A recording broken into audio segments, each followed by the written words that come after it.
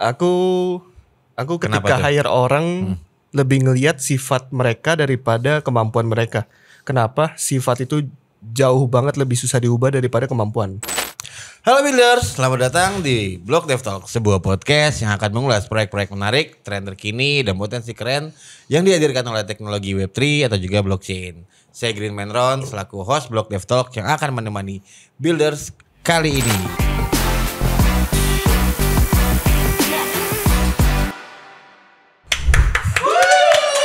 Let's go! Di episode kali ini kita kedatangan tamu yang wadaw banget. Wah, kayak sambel wadaw nih kan. Nah, ada Mas Kelvin Aditya dari seorang tech lead dari Angle Studio. Mari kita kasih tepuk tangan lagi.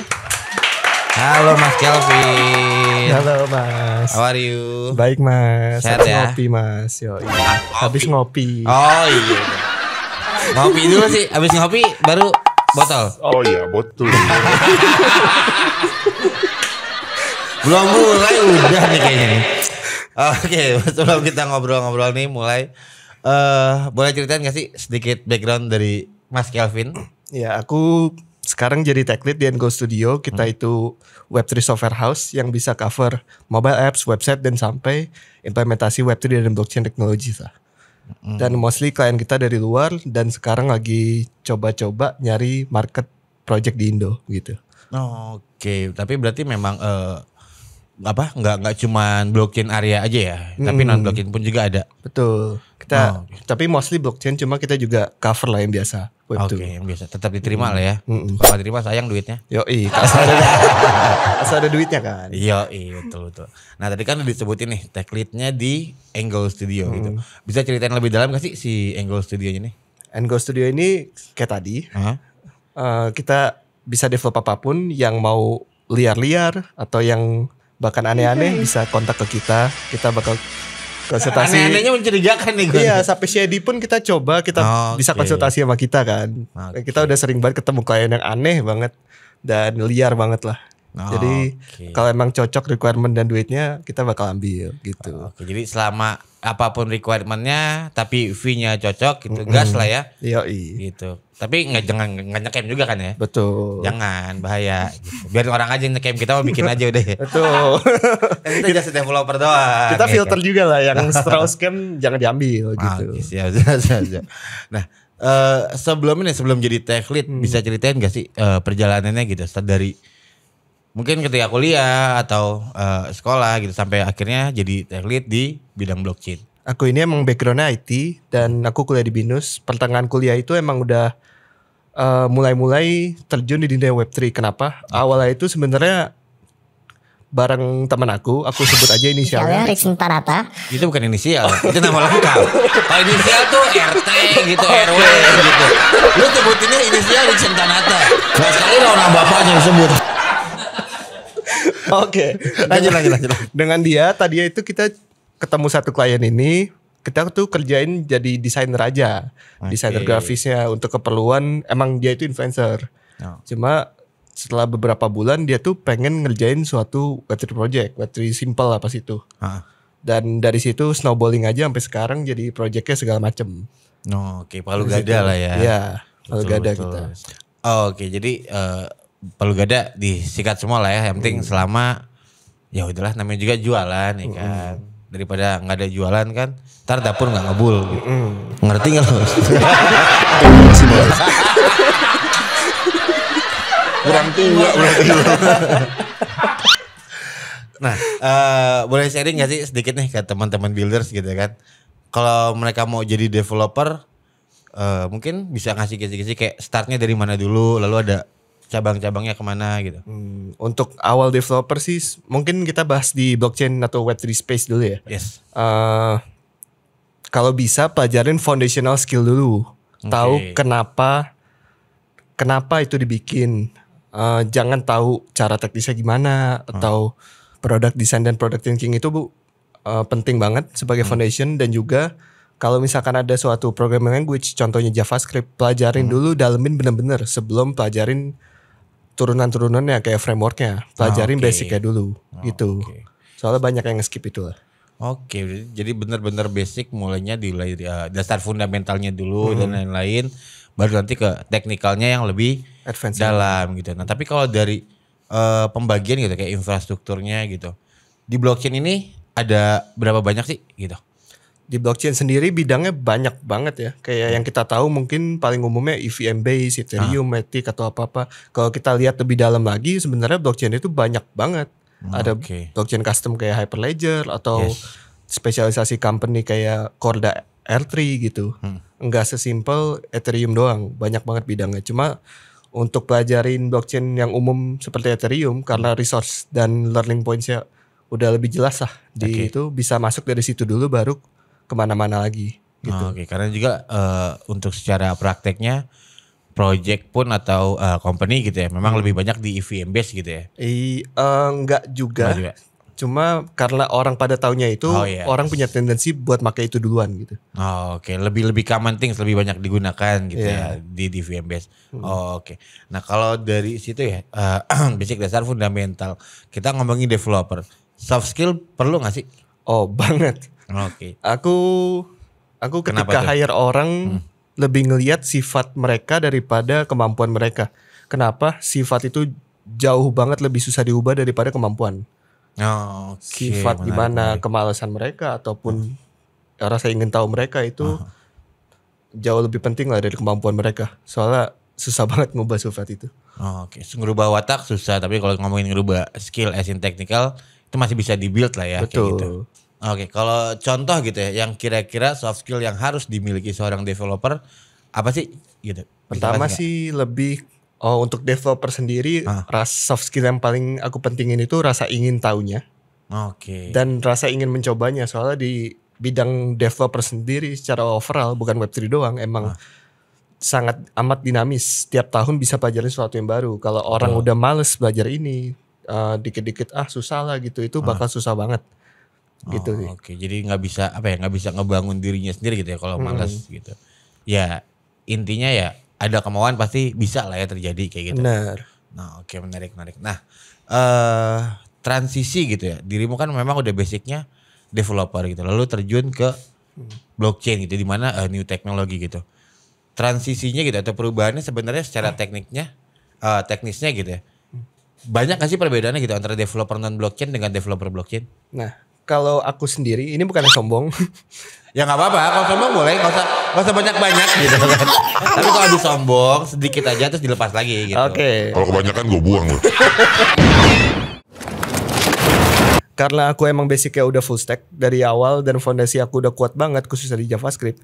Ketika aku nge-explore hal apapun itu, baik IoT ataupun blockchain, aku nggak ngerasa sebeda itu. Karena mostly perbedaannya cuma gimana entry point datanya. Anggap aja kayak cara manggil API-nya itu beda. Sesimpel itu. Cuma karena orang awam kebanyakan gak paham flow data yang terjadi ketika connect wallet misalkan itu ngapain aja. Mereka udah nyerah duluan. Padahal simple banget. Sering terjadi memang kayak gitu kan, mikirnya kayak wah rumit nih, susah nih, terlalu baru gitu. Iya. Tapi kalau dari secara general menurutmu gitu, dirimu kan mungkin ada advantage-nya karena memang sudah basicnya developer. Tapi kalau dari pandangannya Mas Kelvin nih gitu, kalau untuk non developer, dia nggak punya basic developer sama sekali, lalu dia mau terjun jadi developer blockchain, itu masih mungkin gak sih? Mungkin banget, tapi kalau bisa jangan mulai dari Web3 dulu. Oke. Supaya mulai dari hal konvensional di Web2 yang bikin simple-simple dulu, kuatin fondasinya. Kenapa? Kalau di Web3 itu otomatis karena skill emang lebih niche, materialnya juga lebih dikit dan learning resource-nya lebih kecil juga lah. Jadi kita mulai konvensional dulu, udah mantep nih, baru explore ke hal lain. Gitu. Dari situ. Oke, baru terjun gitu ya. Nah kalau dari roadmap-nya sendiri, apa ya? Si Endgoal ini punya media edukasi kah, literasi kayak gitu-gitu? Endgoal sendiri lebih berfokus pada jasa development ya mas. Jasa Cuma development. aku mungkin endorse dikit aja. Endorse. Apa itu namanya ya? Block dev. Jadi para teman-teman, aku promosi dikit juga. Kan gue yang endorse dia. Untuk teman-teman nih kebetulan Block Dev ada online course untuk mempelajari basic smart contract ya mas. Macam-macam sih. macam-macam. Nah, bisa cek WhatsApp Blok Dev gitu. Oke, mantap. Nanti saya kasih kaos lah ya setelah Oke. kelar kita. Mantap. Kaos ukurannya XS gitu kan. Biar crop top.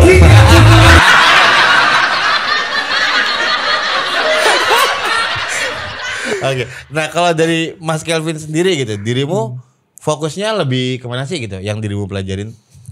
Kalau aku sebenarnya aku sekarang generalis dari ngopi bareng sama klien atau product design sampai development sampai ke end user di deploy gimana.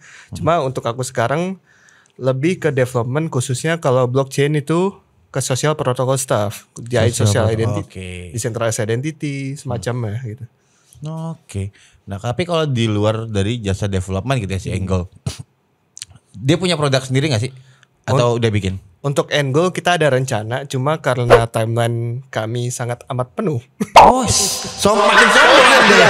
Kata Mas harus sombong kan? Ya, dikit aja tapi ini makin banyak ya sombongnya. Oh iya, karena timeline kami ada isinya, jadi kami agak menunda hal itu, cuma stay tune aja. Oh, oke, berarti next ke depannya pun juga akan memang buat sebuah produk atau project lah ya gitu Betul. si Angle-nya sendiri. Menarik. Nah, kalau ngomongin perkembangan gitu ya, balik ya teknologi kan pasti berkembangnya pesat gitu. Lalu lately kita ada banyak yang diomongin kayak layer 2, lalu ada zero knowledge dan lain-lain.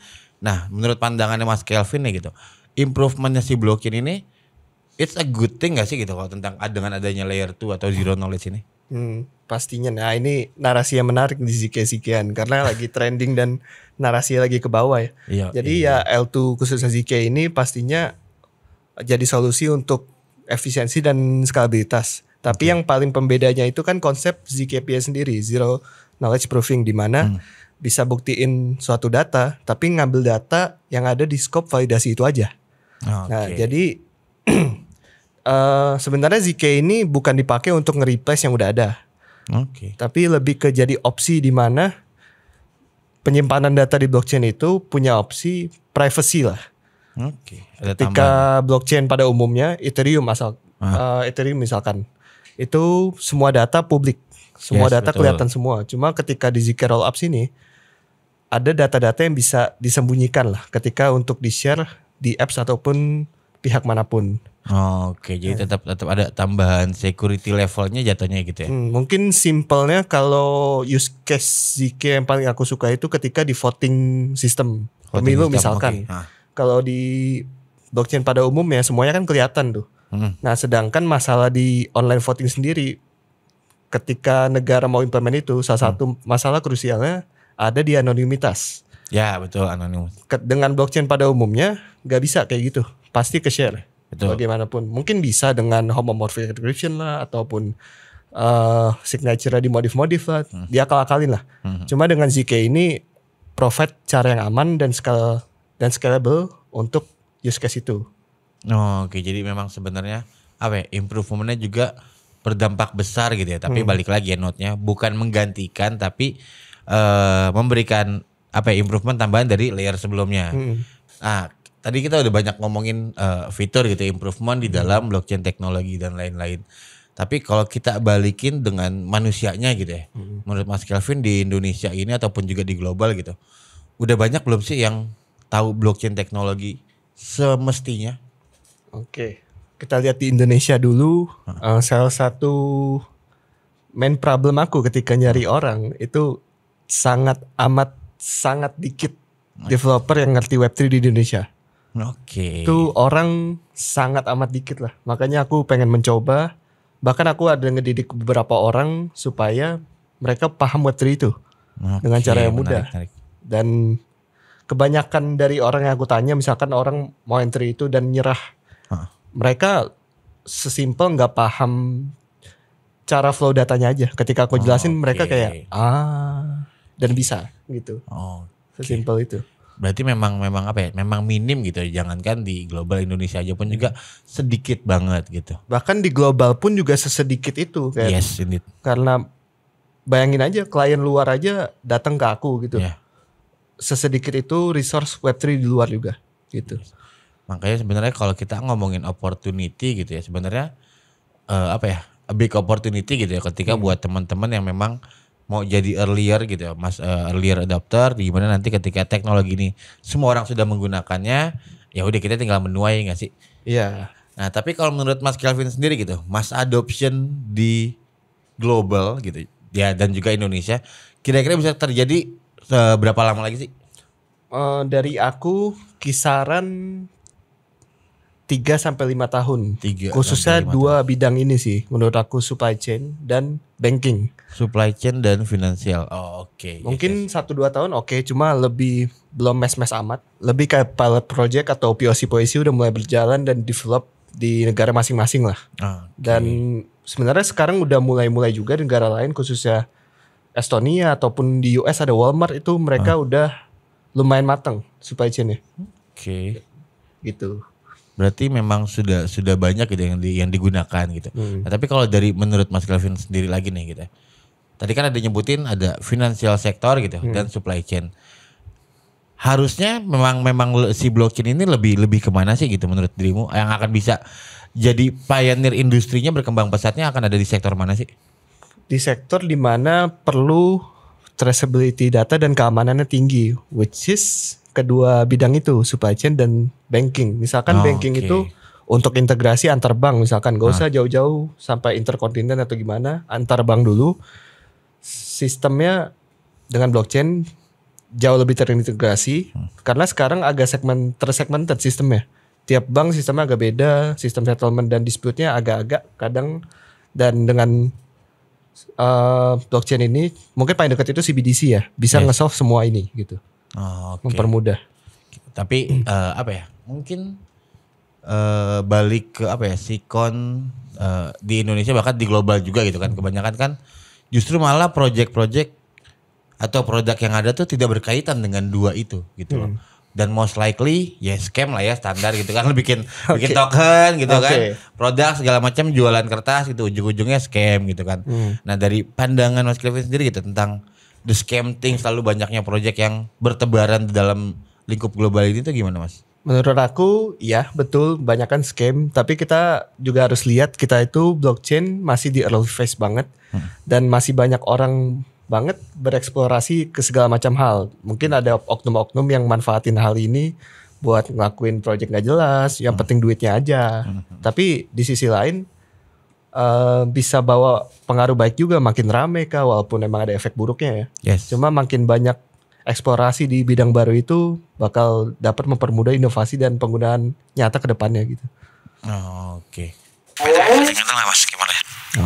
Inisialnya sih sensor. Ini kayak tadi, kayak pertama luar biasa.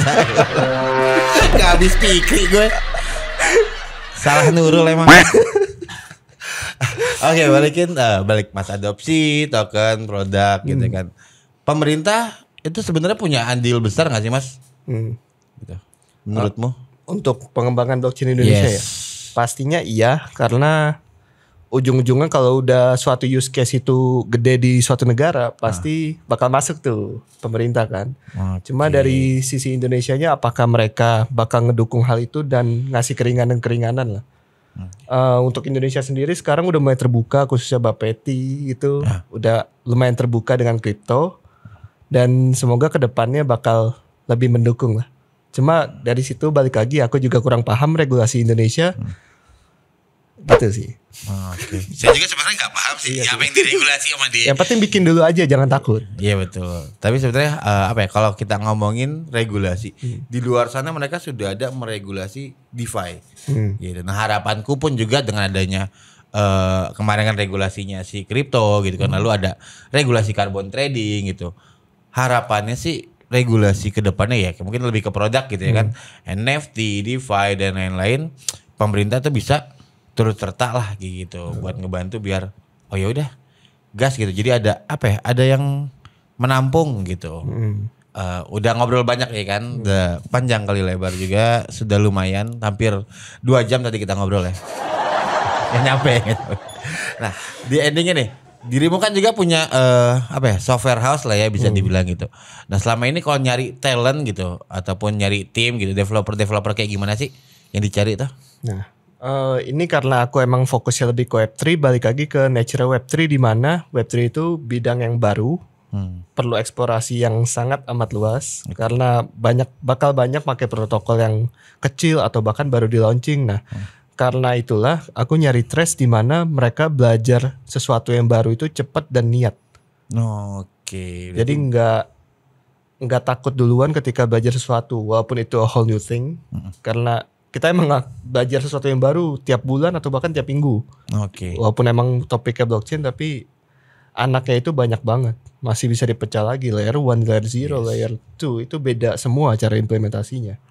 Oke. Jadi memang segitu banyak ya, berarti bener-bener yang dicari adalah sesimpel niatnya gitu, lalu mau co-op belajar terus kayak gitu ya. Iya, never stop learning itu sangat amat aku cari. Walaupun dia kemampuannya itu kurang, tapi kalau mereka emang niat, aku bakal tertarik banget. Oke, mantap. Ada itu nggak gendernya gitu? Gender non-binary gitu. Kalau mungkin gendernya ya kita nggak boleh rasis ya, nggak boleh seksis maksudnya. Oke. Cuma kalau bisa cewek ya enggak. Ya kok ngomong ceweknya pelan-pelan. Kok ngomong ceweknya pelan-pelan. Ceritakan. Nggak berpengaruh lah. Nggak berpengaruh. Sedikit aja berpengaruh. Oh gitu. Ya kalau ada developer cewek nilai plus gitu ya. Tuh, karena di bidang ini sendiri isinya kan cowok semua, jadi agak ngebosenin gitu. Lebih dinamis kan. Iya, saya juga bosan sih sebenarnya nih. Iya, cowok semua deh. Iya. Besok-besok saya nyari tim cewek lah. Oh iya. Biar lebih enak gitu kan. Siap. Oke. Buat penutup nih Mas Kelvin, mungkin boleh sharing ke teman-teman builders. Kira-kira ada apa yang mau disampaikan as in closing statement? Untuk para developer yang mau masuk Web3, gak usah takut. Itu gak sesusah itu. Pahamin dulu foundational skillnya. Pahamin how blockchain works. Simpelnya aja, gak usah gimana-gimana banget. Dan dari situ udah gak sesusah itu. Banyak orang bilang susah, enggak kok. Gitu aja. Ternyata memang tidak sesusah itu.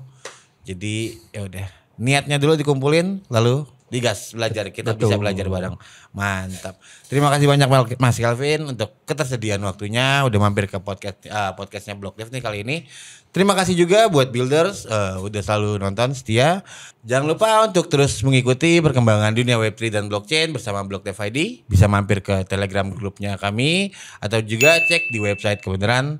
Websitenya BlockDev ID ini sudah ada dibuka course-nya untuk dari yang basic, intermediate dan advance. Dan juga jangan lupa untuk follow sosial media kami di Instagram, Twitter, dan YouTube. Mari kita belajar bersama dan ikut turut serta dalam perkembangan teknologi Web3 dan blockchain khususnya di Indonesia. Saya Green Man Ron, izin pamit dari BlockDev Talk kali ini. See you again builders. Bye bye. Thank you Mas Kelvin. Thank you.